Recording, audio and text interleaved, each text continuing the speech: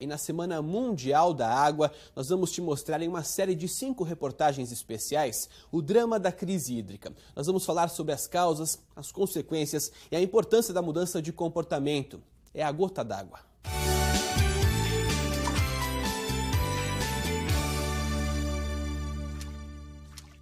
E na primeira reportagem mostramos que a preservação de nascentes e matas ciliares é um dos principais pilares para garantir o abastecimento de água. A qualidade e o volume dos recursos hídricos que chegam às nossas torneiras dependem dos cuidados com a vegetação, o que protege ali as margens dos rios. Em algumas cidades do Noroeste Paulista, o trabalho de conservação e reflorestamento dessas áreas tem servido de exemplo para regiões que sofrem com a degradação e, consequentemente, com a escassez da água.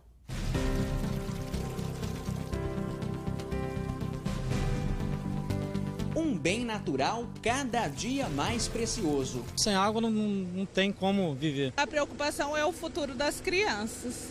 A gente tem que ter a conscientização de usar o mínimo possível, só no necessário mesmo. O Brasil tem a maior reserva de água potável do mundo. São cerca de 12% do total disponível no planeta. E mesmo assim, diversas regiões do país estão sofrendo com a falta deste líquido essencial à vida. Não precisamos ir muito longe para ver a escassez de perto. O cenário em grande parte do interior de São Paulo, há algum tempo, já não é mais o mesmo. Em 2009 nós tivemos um período hídrico, outubro de 2009, março de 2010, com 1.500 milímetros. E agora você pega outubro de 2013, março de 2014, 750 milímetros. Então choveu, vem chovendo, diminuindo isso. Não sabemos quando que esse ciclo vai terminar. A água ela vai existir de uma maneira ou de outra, mas o custo que nós vamos pagar por ela, será que todo mundo vai ter acesso? A boa gestão dos recursos hídricos começa com a preservação das nascentes. São elas as responsáveis por dar origem aos rios que abastecem as nossas casas.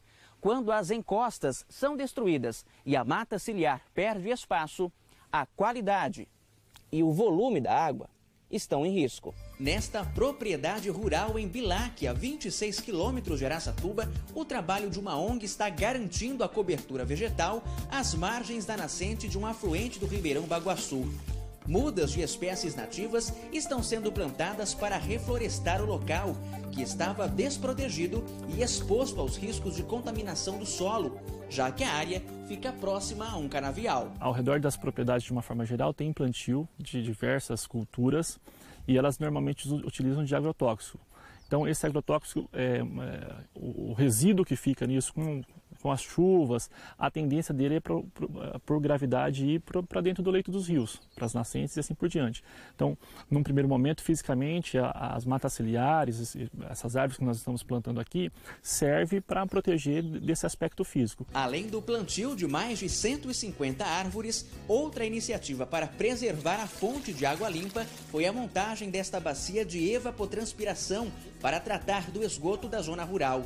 O sistema, que é pioneiro na região, é uma opção barata para substituir as chamadas fossas negras, que provocam desequilíbrio ambiental e a poluição do lençol freático. Você vai ter que blindar essa fossa, né, com tijolo, cimento ou lona também, né, se faz.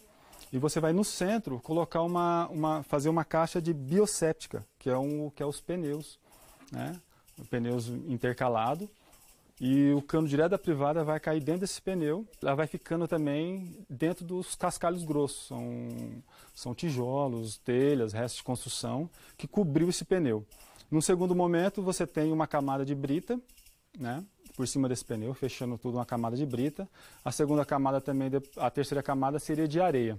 Depois terra, matéria orgânica e em cima plantas com folhas, com áreas fotossintéticas largas. Quando a água ela começa a subir para esse sistema, quando ela chega até a planta, 99% dela já está totalmente descontaminada. Se por um lado organizações não governamentais e voluntários buscam soluções de baixo custo para cuidar do ciclo da água, Por outro, algumas cidades já entenderam que proteger as nascentes e cultivar as matas são tarefas que devem se tornar políticas públicas. Aqui em Penápolis, na região noroeste paulista, o trabalho de preservação do Ribeirão Lajeado, que é o único manancial que abastece o município de 60 mil habitantes, é realizado há mais de 2 décadas por meio de um consórcio intermunicipal que conta também com a participação das cidades de Alto Alegre e Barbosa. As ações em conjunto deram tão certo que hoje, diante da crise hídrica, a população de Penápolis não sofre com o desabastecimento de água. Esse consórcio ele investe cerca de R$500 milhão por ano, com recursos que são oriundos do nosso Departamento Autônomo de Água e Esgoto de Penápolis, o DAEP, para poder preservar esse manancial e fazer com que isso se transforme numa política pública eficiente. A gente dando a continuidade de fazer essa preservação e recuperação do rio, nós podemos ter essa tranquilidade, né? Se não houver algum desastre natural em relação ao rio, de conseguir abastecer o nosso município com até 90 mil habitantes. Penápolis tem cerca de 100 nascentes do Ribeirão Lajeado.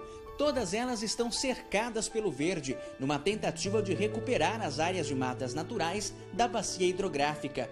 Além da recomposição florestal, outras atividades são desenvolvidas pelo consórcio junto aos produtores rurais. Seu Vladimir produz cana-de-açúcar e cria gado na fazenda dele.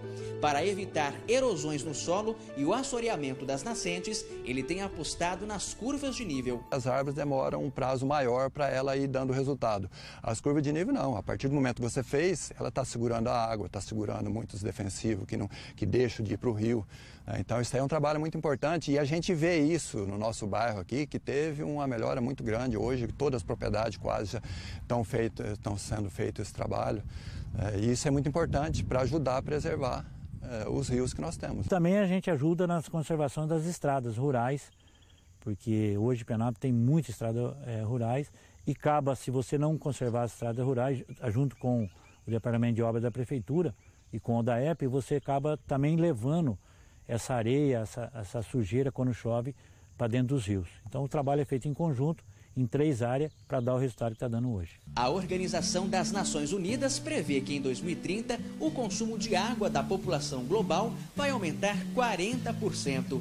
Diante do contraste entre a escassez e a demanda cada vez mais crescente, qualquer iniciativa é válida quando o principal objetivo é evitar que a natureza perca de vez este som.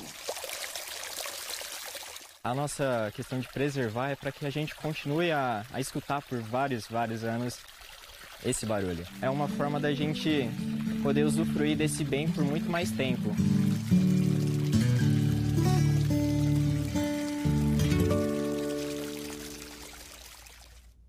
É aquela velha máxima, né? Preservar para não faltar, mas tem muitas cidades ainda que não têm essa conscientização, então é sempre muito importante que todos saibam a importância da preservação, não só das matas ciliares, como também do uso consciente da água. E amanhã nossos repórteres falam sobre o desperdício.